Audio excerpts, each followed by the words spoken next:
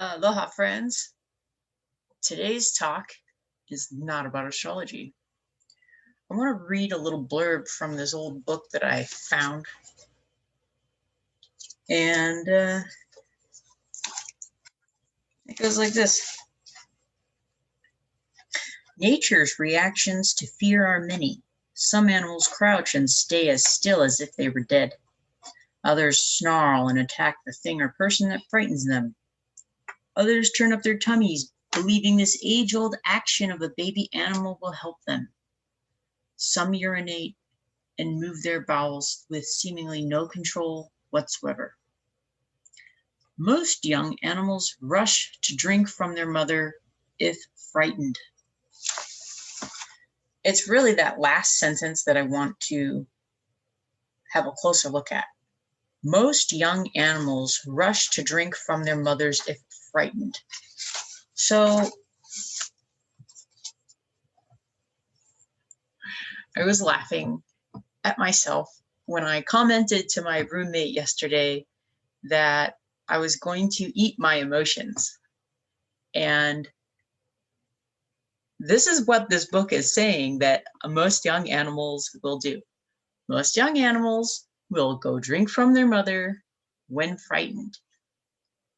Why? Why? Okay? Why do we eat our emotions? I have some of the answer. I have a part of it. Let's look at what's happening on a mechanical level. Okay, let's look at a mechanical level. What happens when you get afraid? A lot of times your heart rate will go up, the adrenaline is flowing, your digestion is subdued, and when the gears are turning and spinning in your brain. You know, everything in your body is ready to go. I'm going to do something about this stimulus. And this response or reaction, however you want to term it, uses energy.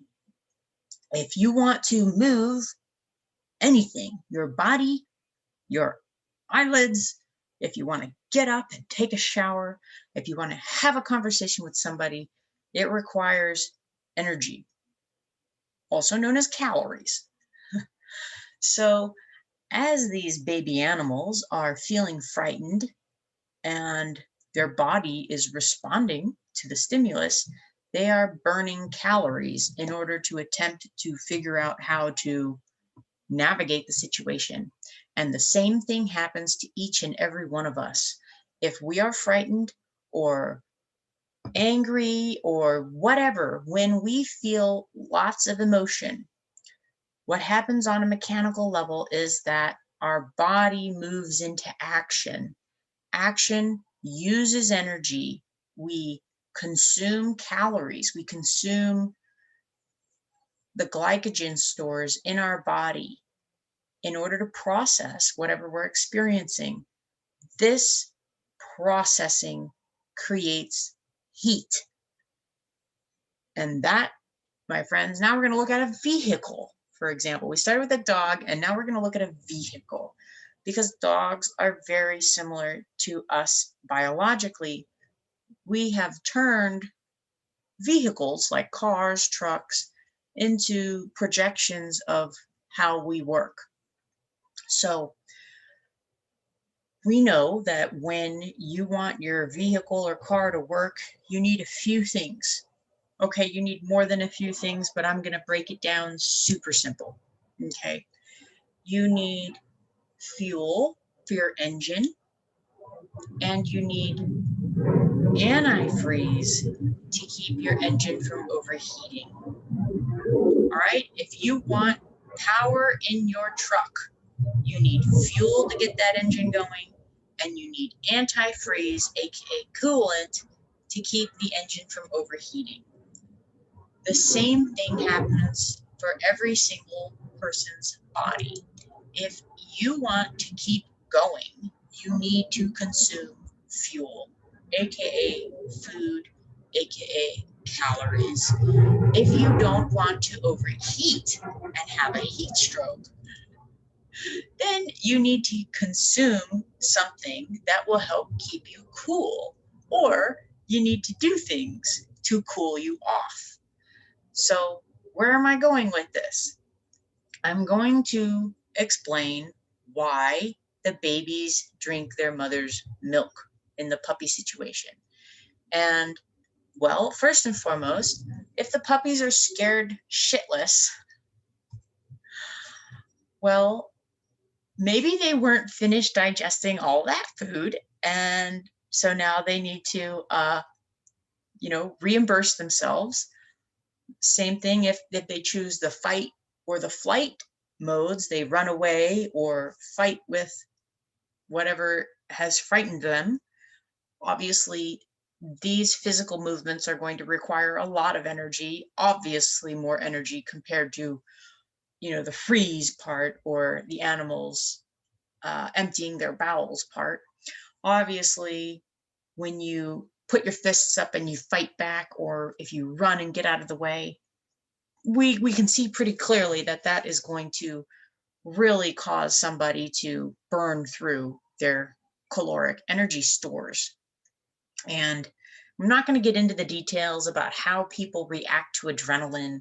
Some people can't eat for a long time after being hit with high doses of their adrenaline. Some people need to eat really fast. But the bottom line is you will need to eat, because you're going to need to replace the calories that you used that got triggered. You must process what's happening. You're always processing what's happening.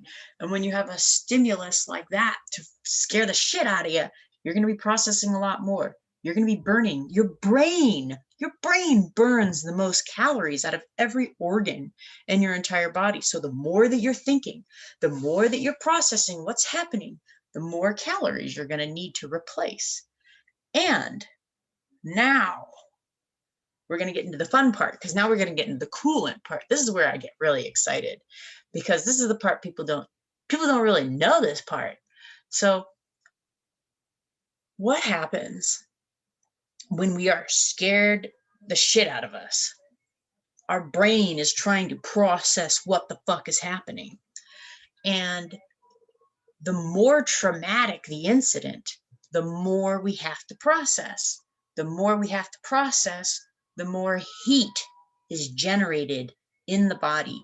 Just imagine your brain with all the electrical synapses firing. Imagine being at war. Being at war, you're a soldier, you're a Marine, you're what the fuck ever in war, and all that shit's happening, and your brain is just firing like crazy, these electrical impulses to keep you alive. And we wonder why people get PTSD. It could be in part because this electrical transfer of information through the brain creates so much heat that the brain physically scars. Yes, you can scar your brain by having too much heat as a result of extreme amounts of trauma. So, what do we do about preventing brain heat or other organ heat? Because you can have excessive heat in your other organs. Some people can literally damage their liver and their gut because they process their emotions through their gut. Some people tend to be a little bit more heady. See? But this I got this for you. Let's go back to the truck example real quick. So we put gasoline in there as the fuel and antifreeze in there as the coolant.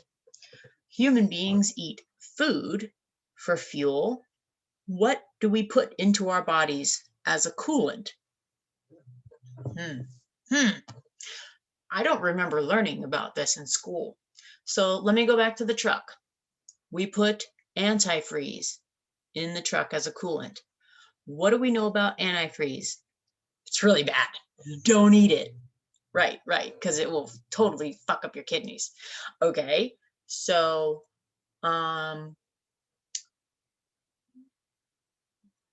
why are the warning labels on antifreeze so big? Because it's not just about fucking up human kidneys. They usually are warning you about not dumping it. They don't want you to dump the antifreeze in the street. Obviously, we know nowadays polluting is no bueno, but why are there labels on antifreeze specifically saying, watch out for dogs and cats drinking antifreeze that might be dumped in the street? Why in the world would animals be eating or drinking antifreeze if we're dumping it in the street? Because, not that I want to, but if motor oil or gasoline was dumped in the street, they wouldn't be eating that. They wouldn't. It smells like shit. Oh, it smells so bad. No fucking way. But why would animals be eating antifreeze? Because it tastes sweet.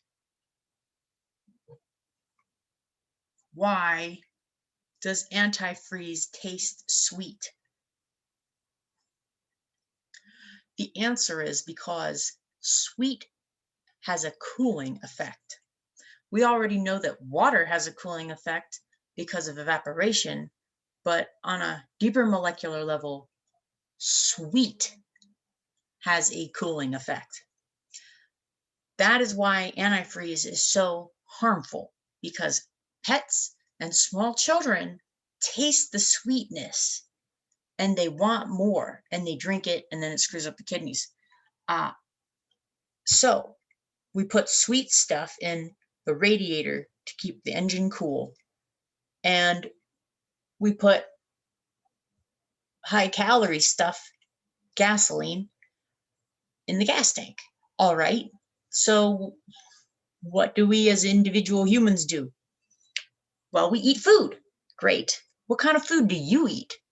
Do you eat sweet stuff is my question, because that sweet stuff is going to help keep you cool. My favorite snack growing up was the snacks that we would get at halftime when I would play soccer as a little kid. It was consistent, and I mean it, consistent. We would always get oranges at halftime when I played soccer as a little kid. They were the best tasting, sweetest things ever. So hydrating, so refreshing. And little did I know back then, that was actually helping us to keep cool. I mean, I live in the freaking desert. We need to keep cool. And I think about it now, and I look at my life now, and I know water, it's great. But if I'm really dehydrated and hot, I want some fresh oranges. I want some lemonade. Ooh, yeah, lemonade with raw honey. Yeah, yeah. Oh man, that'll keep me cool. Remineralize me. Awesome. So, hope you like my little ramble and rave today. Trying things a little different. Cheers.